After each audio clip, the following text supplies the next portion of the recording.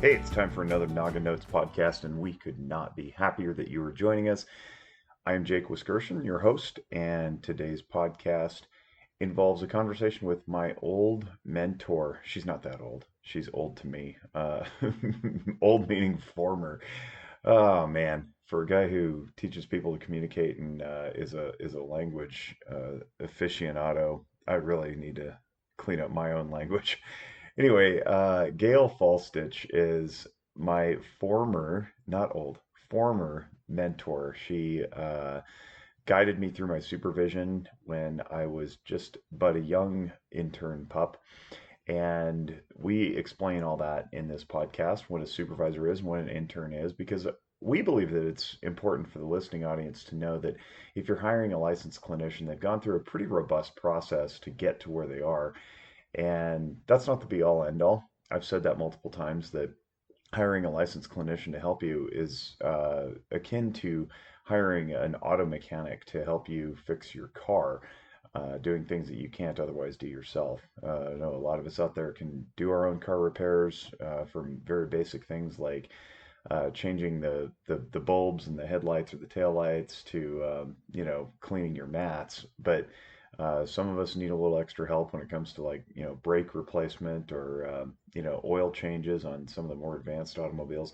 And similar to that, mental health does the same thing. There's a lot of ways you can help yourself just by connecting through community and family and friends. But sometimes things are a little out of that realm, and you need to hire a licensed professional. And I think it's important to know that when you take on one of us, whether or not you're paying for it yourself out of your own pocket or insurance is picking up the bulk of the cost, what is important is that that we are legitimized by the state or the government or whatever it is that's giving us the blessing to hang the certificate on our wall. So Gail and I talk about the process by which people come into being a licensed clinician, whether it's a marriage and family therapist or a clinical social worker or a psychologist or a professional counselor. And I think it just behooves everyone to know how we get to where we are, because it's very much akin to any other profession. You don't just go through an education and then graduate and then get your degree and start working. There's other mechanisms by which you become vetted into the profession, much like a plumber, pipe fitter, or a carpenter, or an electrician. We study under somebody who's been doing it a while, who has a license, and then also a credential to train us and to supervise us. So Gail was that to me, and it was really pleasant to reconnect with her and talk about some of this really important stuff. As always, I want to acknowledge our sponsor, Zephyr Wellness, which is the company that I co-own with Lindsay Bell in Northern Nevada. And you've heard me talk about Zephyr before. If you haven't followed us on social media, please do.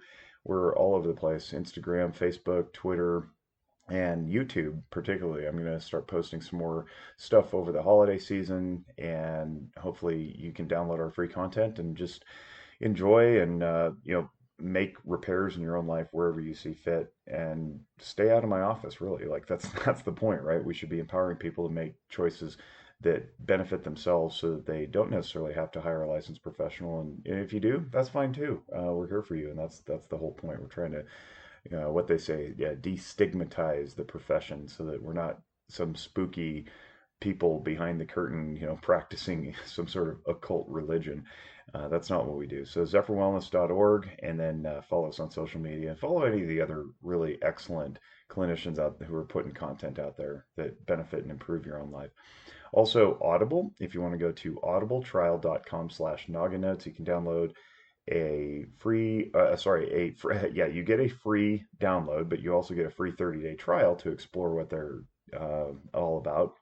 And what you get is an unmatched selection of audio content. So you get your free audiobook, and whether or not you stick with them or cancel the subscription, it's up to you, but you get to keep your free audiobook during that time. So 30 days free. Go to audibletrial.com/noganotes. They kick us a little bit of money to help promote them, and in the process you get to augment and enhance your own understanding of how the world works by accessing their content. I should probably also mention that I have a second podcast, and I don't know if I've mentioned it too many times, but it's called Guns and Mental Health and Walk the Talk America. If you go to WTTA.org/love, or just go to WTTA.org. You can take a free and anonymous mental health screening. And I think that's an awesome way to check in on your own mental status, but also if you listen to our podcast, we have some really deep conversations with people all across the country who are experiencing, recovery from whatever they're doing and advocacy in whatever ways they're advocating. And some of the conversations get really deep because Walk the Talk America's mission is really suicide prevention and specifically suicide by firearm. So if you live in a part of the world where you have firearms or even just projectile weapons that can cause injury or death, I think it's worth listening to the Guns and Mental Health podcast because one's right to own such a firearm or such a weapon that shoots projectiles, I think is paramount to personal defense and being able to hunt food and target shoot and all those things. And not everywhere in the world allows that. So America is somewhat unique in that regard, where we get to own firearms, and firearms come with the risk of harming others and self. And so we're trying to advocate for responsible storage and responsible ownership. So check out the Guns and Mental Health podcast. It's co-hosted by me and Michael Sodini, who's the founder of Walk the Talk America. And in the meantime, if you want to just check in on your own mental well-being, go to WTTA.org and take one of the free mental health screenings that we have available for you. In the meantime, I hope you enjoy my conversation with my friend and mentor, Gail Falstich. Have a good one. Hey, Noggin Notes listeners, thanks again for joining us. And today my guest is Gail Falstich. Hello, Gail. Hi, Jake. How you doing? Awesome. You are special and significant to my life, and I want the people listening to understand why. And it's because you were my supervisor for my state licensed internship many moons ago, as they say.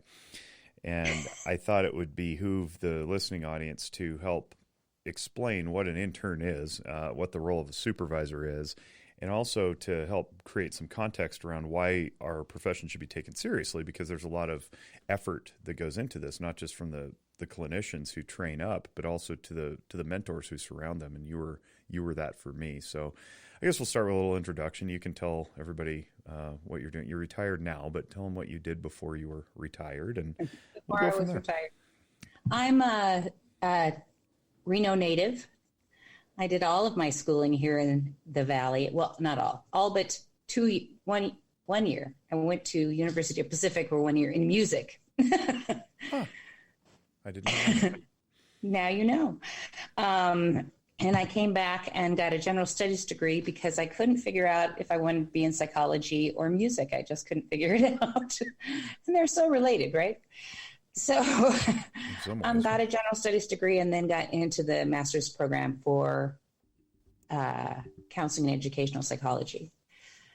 So to practice at the level that you and I practice at, you have to have at least a master's degree. Correct. So, which is lovely. I love that we have to have a master's degree. It gives us a broader view of the world. So and then since then I worked at Lassen County Mental Health as a clinician. I worked at Children's Cabinet. I worked at a Rainbow Place, and I had a private practice, and I worked with DRG psychologists for a while. What's DRG psychologist? It's someone's name? Bill Danton is the psychologist who is still with them. They were a practice that was providing therapy in the community, and they came and sought me out, and I thought, well, I would like to get paid more than I'm getting paid currently. So I did that, and it was interesting. What I learned is I don't really like private practice. I prefer to work for an agency. Yeah. What you just listed off there, if people are unfamiliar, Lassen County is a county in northern rural California. Pretty small, woodsy. It's very pretty there. And then you mentioned Children's Cabinet, which is a local nonprofit here in the Reno-Sparks area that does focus on children and families. They do a lot of different programs, mental health outpatient being one of them. And then a Rainbow Place, which I believe turned into something else, or is it closed? A Rainbow Place closed, and in its place opened Our Place. Our Place, yeah. And that was for the LGBTQIA plus community. Yes. One of the few in its existence, and maybe the original, if I remember correctly. There was one years and years ago, and then this went a Rainbow Place, which opened in the early 2000s. Okay. And they were open about 10 years, and then there was a 2-year, 3-year gap, and then Our Place opened. Okay. But the theme of all those is that, except for the one private practice experience that you had, they're all community-based mental health agencies, or they have a mental health component. So, in other words, you're interacting with community-wide people, and and I think it's worth spending some time there, because we hear these terms thrown around like community-based mental health, or outpatient, or private practice, or hospital, or all these different things. I think it's worth defining some of those terms so that people who are interested in getting their minds treated, if you will, they can sort of know what's out there for options and availability. Well, I think that the history of our profession is an interesting one, and community-based mental health really started its big push during the Reagan years, because one of the things that happened during Reagan's tenure was that he closed most, if not all, of the mental hospitals in community. Big controversy there. Yeah, saying that the private sector would come up and provide community-based mental health for all sorts of different people. And that has happened, but not to the extent that was needed. Sure, for sure. And not to the acuity level either, because you're talking about people who are basically living in institutions. And that's one of the things that plagues our profession, is this idea that, once ill, always ill. You must be locked up, straitjacketed, thrown into a padded room, and all that stuff. And some of that existed in the past. And when you close all the hospitals, community providers lack the ability to step up and fill that gap, really. Well, and in the short term, at that point, you had a group of people who were socialized to live in an institution, who had no community experience. But that's part of the homeless problem that we're looking at now. It is. Are people who are not capable of living on their own in a community.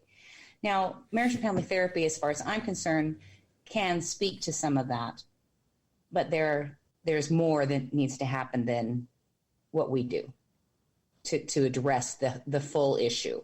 Let's stay here for a second, because I want to hear your opinions on this, because you have some strong ones, and they're not really. Well, they're not. It's why we clicked as intern and supervisors, because we both have strong opinions, and I think iron sharpened iron a little bit. You definitely encouraged me to continue having my own strong opinions, which I think has been a benefit to a lot of people. But I want to hear this. We have this problem, right, where federal law, mixture of state law, doesn't allow for individuals to be quote unquote institutionalized. They can't live in a place with more than 6 beds, and some of the laws vary by locale. But we have this burgeoning homeless problem with people who are largely mentally ill and or substance abuse addicted, and no place to put them because laws stand in the way. And community-based treatment on an outpatient level is insufficient, but they're resource deficient as well. So give me some of your take on this, because I know you have some ideas, and they're not entirely unworkable. Well, I have a lot of experience with this community, actually. One of the things I know is, in terms of homelessness, is that if we provide homes, if we provide housing to people, then they become stable enough to access outpatient services. That's something called the Housing First model, right? It is, okay. And it actually works. Yeah. In the places in this country where they have put it in place, it has worked beautifully, and it's much cheaper than not having people in housing. Yeah, yeah. So that's the first thing. So what I know